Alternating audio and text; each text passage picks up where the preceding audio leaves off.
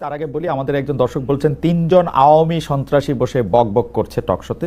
এইটি উনি তার নিজস্ব আইডি থেকেও বলেন, মানে তার আইডিটা মানে কোনো মানুষের নাম বলে মনে হচ্ছে না, কিন্তু তিনি এটি অনেকবার বলেছেন। আর আরেকজন মব সন্ত্রাসী বসে বসে আমাদেরকে দেখছে। আর সেলিনা পারভিন বলেছেন খালেদ মহিউদ্দিন নিজেই একসময় এই মবদের উস্কে দিয়েছিলেন, এখন যখন সেই মব উল্টে যাচ্ছে তখন নিজেকে দূরে রাখছেন, ইতিহাস সব মনে রাখে। আচ্ছা, ভালো কথা। আমি এইটা একটু জানতে চাই শহীদ আপনার কাছে, যে সোশ্যাল মিডিয়ায় আমরা একটু সময় আপনাদের থেকে একটু চাইয়ে নিচ্ছি, যদিও নির্ধারিত সময় শেষ, কিন্তু কিছু বিষয় নিয়ে একটু কথা হওয়া দরকার এবং এই কথাগুলি আমাদেরও একটু শিক্ষা দরকার, যে সোশ্যাল মিডিয়া অপতথ্য বা বানোয়ার তথ্য ছড়িয়ে সাংঘর্ষিক পরিস্থিতি তৈরির প্রবণতা এখন অনেকভাবে দেখা যাচ্ছে। অনেক ক্ষেত্রে আর্টিফিশিয়াল ইন্টেলিজেন্স বা এআই ব্যবহার করে যে কোনো ঘটনাকে নিয়ে ভুয়া ছবি, ভুয়া ভিডিও বানিয়ে পরিস্থিতি ঘোলাটে করতে চাইছে, অথবা বেশি লাইক বা ভিউ করতে চাচ্ছে। তো এইটা তো পর দিনই বা পর মুহূর্তেই, পরের ঘন্টায় ধরা পড়তেছে যে তারা সত্যি বলতেছেন না। তো তারা এই রিস্কটা নিচ্ছেন কেন? মানে পরে আবার জনগণ জানবে না যে তারা ভুয়া, তাহলে তারা এটা কেন করতেছেন? শহীদ ভাই, কি মনে হয় যে মানে এই না, একটা জিনিস আমাদের দেশে যেটা ঘটে, যে একটা নেগেটিভ নিউজ বা নেগেটিভ কোনো কিছু যখন আপনি ছেড়ে দেন, তখন যেভাবে মানুষজন একেবারে যে খেয়ে ফেলে এবং ওইটা নিয়ে যত মাতামাতি করে, তারপরে যখন পজিটিভটা যাবে যে এই তথ্যটা ভুয়া ছিল, সেটা আপনি দেখবেন যে সেটাতে হিট কত হচ্ছে। সুতরাং মানুষের আকর্ষণ হচ্ছে উল্টাপাল্টা নেতিবাচক জিনিস প্রতি, এবং সে কারণে সোশ্যাল মিডিয়া যারা ইনফ্লুয়েন্স করার চেষ্টা করেন, তারা এমন এমন জিনিস দেওয়ার চেষ্টা করেন যে যেটা দিয়ে তাদের ভিউ বাড়বে এবং তাদের গুগল ইনকাম। এটা গুগলের সাথে হয়তো কথা বলতে হবে। এই গুগল থেকে যদি ভুয়া নিউজের জন্য টাকা পয়সা যদি না দেওয়া হয়, অথবা এইসব সাইটকে যদি গুগল ব্যান করে দেয়, তখন এটা কমে আসবে। এটা তো বাংলাদেশ থেকে আমি কিছুই করতে পারবো না। এরা অনেক সময় বাইরের মাধ্যম ব্যবহার করে, একেবারে সব যে দেশ থেকে করে এরকম না, দেশের বাইরে থেকে করে এবং উল্টাপাল্টা জিনিস দিয়ে থাকে। সন্ত্রাসী বলতে পারে, এখন কোনো অসুবিধা নেই। না শহীদ ভাই, ব্যাপারটা হইতেছে যে ধরেন তার 5 মিলিয়ন ফলোয়ার আছে, 5 মিলিয়ন ফলোয়ার 5 মিনিট পরে আবিষ্কার করলেন যে তিনি যে কথা বলতেছেন সে কথা মিথ্যা, বা 5 দিন পরে আবিষ্কার করলেন, তারপরও তার উপরেই আমরা এই 5 মিলিয়ন তার উপরেই কেন আস্থা রাখতেছি? মানে এই মনস্তত্ত্বটা বুঝতে চাচ্ছি। আমি শাস্তিমূলক ব্যবস্থার জায়গায় যাইতে চাই না, কারণ হচ্ছে যে আমি মনে করি যে আমি গণমাধ্যমের স্বাধীনতায় বিশ্বাস করি, আমি কারো মিথ্যা কথা বলার স্বাধীনতায় বিশ্বাস করি, কারণ এই মিথ্যা তো ধরা পড়ে, আমার অসুবিধা কি? কিন্তু জনগণ ধরে বেঁধেও কেন মানে তাকেই ফলো করে যাচ্ছে বা তাকেই, এইটার কারণটা কি? একটা তো হচ্ছে যে আমি শাস্তির কথা বলি না, আমি বলছি যে এটা থেকে যে ইনকামটা হয়, সেই মিথ্যা প্রচারের জন্য যদি একটা ব্যবস্থা থাকে যে মিথ্যা কিছু দিলেও তার ইনকাম আর হবে না, সেক্ষেত্রে সে একটু সাবধান হবে। আর জনগণের বিষয়টা তো খুবই মানে এটা অনেক আলোচনা হয়েছে, অনেকে এটা নিয়ে গবেষণা করেছেন। আমরা যা খাইতে চাই, মানে আমরা যা পছন্দ করি, সেটাতে আমরা লেগে থাকি। সুতরাং এখন খালেদ মহিউদ্দিনকে আমার পছন্দ নয়, আপনাকে একটা গালি দিলে আমার খুব মজা লাগে, তো ঠিক আছে ওই গালিটা মিথ্যা বা আপনার বিরুদ্ধে একটা অপপ্রচার করলো, তারপরেও আমার এটা মজা লাগবে। এটা একটা হিউম্যান সাইকোলজি। এইসব জায়গা থেকে মানুষকে বের করা খুব কঠিন হবে, কতদিন লাগবে আমি জানি না, বাট খুব কঠিন।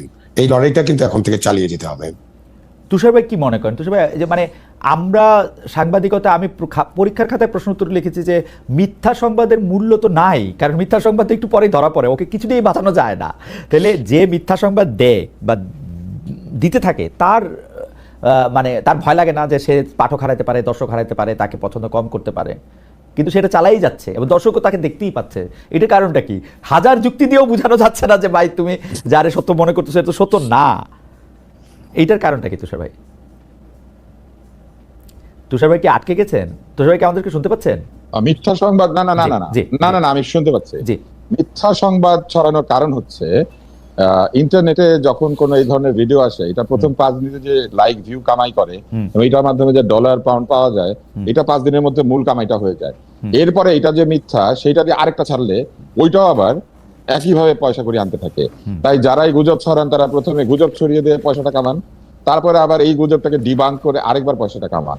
এবং শুধু তাই না, ওই 4-5 দিনের মধ্যে এটা যখন ডিবাঙ্ক হয়ে যেতে শুরু করে, মানুষ কে ছড়িয়েছিল এটা ভুলে যায়, কারণ গুজবটা বিদ্যুৎ বেগে সবাই নিয়ে এমন ভাবে ছড়িয়ে দেন যে তারা মোটামুটি বৈষম্যহীন ভাবে এই টাকা পয়সা শেয়ার করতে থাকেন।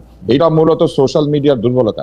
যে দুর্বলতাটা কাজে লাগাতে পারতো বাংলাদেশের মেইনস্ট্রিম মিডিয়া, তারা নিজেদেরকে সততার প্রতিমূর্তি হিসেবে সঠিক সংবাদ ছড়িয়ে দিয়ে মানুষকে আস্থার জায়গাতে নিয়ে আসতে পারতো, যে ঠিক খবর পাওয়ার জন্য আমাদের সোশ্যাল মিডিয়া যাওয়ার দরকার নাই। কিন্তু ওনারা যা করেছেন তাতে করে এই গুজব ছড়ানোর প্রক্রিয়াটাকে আরো ভালোভাবে উস্কে দিয়েছেন। এই কারণ ওনারা নিজেরা এইসব জায়গা থেকে ধার করে সংবাদ পরিবেশন করেন, ওনারা নিজেরা ইন্টারনেটে ফেসবুকে বসে থাকেন। আপনি দুটো সেট কভার করছেন, আপনি অডিয়েন্সের জায়গা থেকে যদি আপনি বলতেন তুষার ভাই, যেমন ধরেন আমি অডিয়েন্স, আমি এখন যে মিথ্যা সংবাদ মানে ধারাবাহিকভাবে দিতেছে বা গুজব দিতেছে তারে আমি এত পরিত্যাগ করি না, তারে আমি এত পছন্দ করি, সেটা হচ্ছে এন্টারটেইনমেন্ট। আমি আপনাকে একটা মজার জিনিস বলি, আমরা যখন ছোট ছিলাম ইত্তেফাক ছিল বাংলাদেশের সবচেয়ে বড় পত্রিকা। হ্যাঁ, কিছুদিন পর পর ইত্তেফাক একটা সংবাদ ছাপতো, পটলের মধ্যে মানুষের মুখ কিংবা বেগুনের মধ্যে হাতির ছবি বা বেগুনের মধ্যে গণেশের ছবি, মানে এটা দিত আর কি। আবার আরেকটা সংবাদ ছাপতো, বট গাছের উপরে তাল গাছ, তাল গাছের উপরে আগুন জ্বলেছে, এটা তারা কিছুদিন পর পর দিত, ইত্তেফাকের মতো পত্রিকা। কারণ এই সংবাদ দিলে মানুষ এটা নিয়ে বেশ আলোচনা করে, এটা এক ধরনের সেন্সেশনাল খবর আর কি।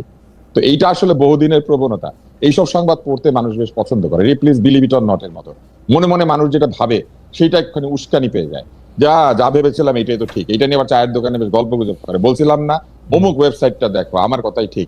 আসলে উনিও গুজব ছড়াচ্ছিল, ওই ওয়েবসাইটে গুজব ছড়ায়, কে যে কাকে আগের মিথ্যাটা বলেছে সেটা সে জানে না।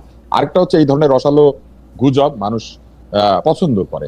আপনি দেখবেন যে কিছু কিছু জায়গাতে মানুষ যায় শুধু গালি শোনার জন্য, সে নিজে কিন্তু এই গালিটা দেয় না, কিন্তু অমুকে গালি দিচ্ছে এটা দেখে সে খুব আনন্দ পায়।